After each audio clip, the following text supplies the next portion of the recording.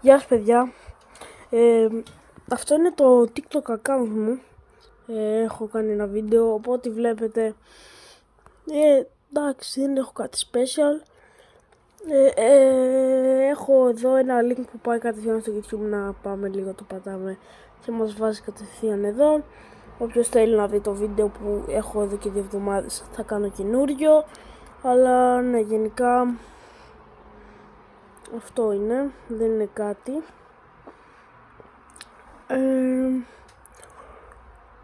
Εδώ έχω κάνει ένα βίντεο στο YouTube και αυτά.